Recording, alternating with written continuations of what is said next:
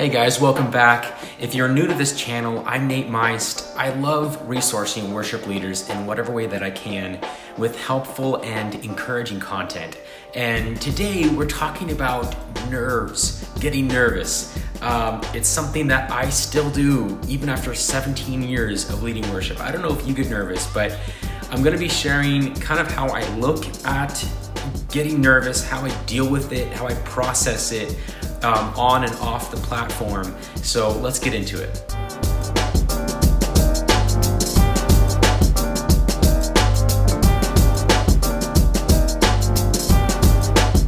So like I said, getting nervous is something that still happens to me on a regular basis. In fact, every Sunday that I lead worship, I get nervous. I get nervous before every single service that I lead worship for.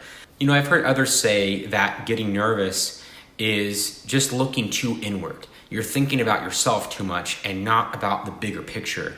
I think that there's some truth to that, but at the same time, I really think nerves are just like a part of the process of performing. Not that leading worship is a performance, don't get me wrong. But at the same time, there is an aspect of performance to what we do. We're performing on our instrument. We're trying to remember all the chords, and we're performing with our vocals. We're trying to sing, and we're trying to do our absolute best job. And I think when you are trying really hard and when you want the absolute best, there's going to be nerves in that process. You're going to be nervous about possibly messing up. And I think God just made us that way. It can be a little scary, and that's just the honest truth. And I don't think that there's anything wrong with that. Now, I'm going to get into some practical ways that you can deal with your nerves, things that have helped me in the past. But I think the main thing, the obvious thing, is to turn your nerves into trust in God. And that's why I kind of appreciate getting nervous, because it helps me to realize that, like, I could mess up and I'm not the best, and I need to trust God. I need to rely on Him to give me all that I need to lead these people that I'm about to lead in worship.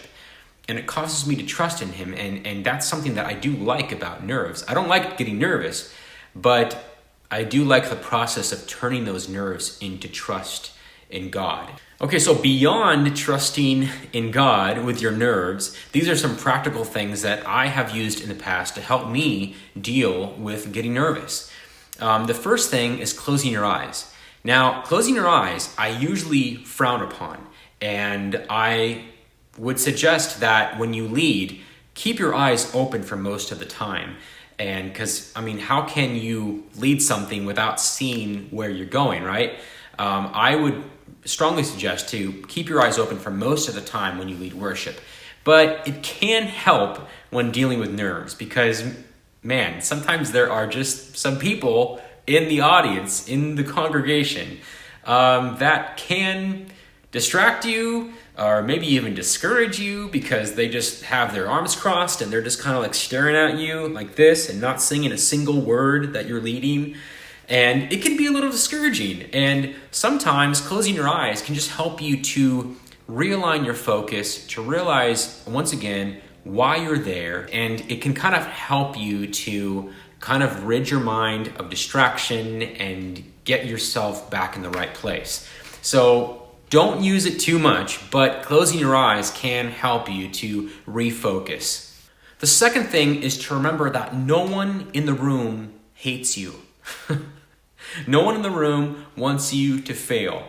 And I know for some of you it might be an obvious thing, but for me, that was a big lesson that I had to learn. I would have a natural tendency in the past to think that people were against me. And I would read their facial expressions, I would read their levels of engagement, and I would think that they're just simply not happy with me. They don't like the way that I'm leading, they don't like my voice, they don't like the songs that I picked, and everyone hates me, and no one likes worship today, and I'm just gonna quit and just be done with this whole thing altogether. And it's simply not true. No one wants you to fail. They want you to do a good job. And I think something that has helped me to realize this is just by hanging out with people in between services, talking to people. And that way, when you see their face from the stage and you're leading worship and maybe they're not singing and not engaging in worship, you know, like, I just talked to that person. We're friends. Like, we're cool. Like, that person doesn't hate me. They're not disapproving of worship today. And it just helps to have a healthy perspective on, people's engagement in worship. The third thing that has helped me to kind of overcome my nerves is to just break it down to the basics in your mind as you're leading worship. Sometimes I get overwhelmed by the lyrics and by remembering everything that I have to. And so I just simply close my eyes and I almost picture myself just at a bonfire leading a few people in worship, or at just like a youth camp when it's like there's no fluff there. There's no lights. It's just, everyone is just sweaty and dirty and no one cares. And we just want to sing a few songs to God. And that's it. That's all you're doing. You're just singing a few songs and you're getting people to sing along with you. And we are all collectively singing these songs to God and worshiping Him. And that is breaking it down to the basics. The fourth and final thing is that you are there to do your best, to bring your best sound of worship before the people and before God. And you have practiced, you've rehearsed, you've learned the words, the chords. Get out there, do your best, leave it all on the stage, and call it a day. Don't get into the habit of rehashing things that went wrong. And I forgot that one word during that service, during that song. I am the worst. Like, don't play those games. You are going to mess up. Like, don't get me wrong. I mess up all the time, but it's how you process the mess ups. You have to realize that, you know what? I did my best. And you can go home that Sunday or whatever day it is, knowing that I brought my best before God. And yeah, maybe I forgot that word or I blew it on that one chord or whatever, but that's all you're there to do. Now, that's obviously not an excuse to be lazy. Don't start from a place of like, well, it doesn't matter anyway, and I'm just going to sing a few songs, and so I'm not going to put that much effort into it. Don't start from that place. Start from a place of preparation and having an attitude of excellence.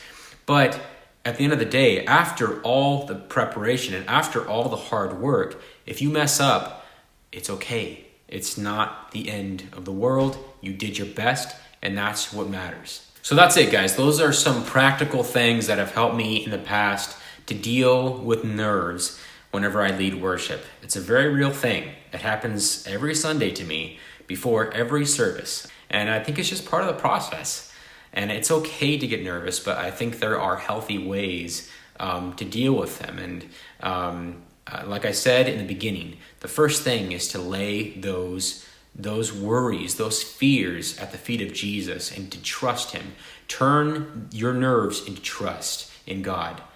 And beyond that, use some of those practical things that I laid out if you want. Those are things that have worked for me. And just remember that no one's against you, that people want you to do a good job, and that you're just there to do your best. And if you need to, close your eyes every once in a while to help you kind of realign your focus and to get right. But I hope this helps you guys. God bless you in your sphere of leading worship, wherever you're at, whatever church you're at. And I'll see you guys in the next video.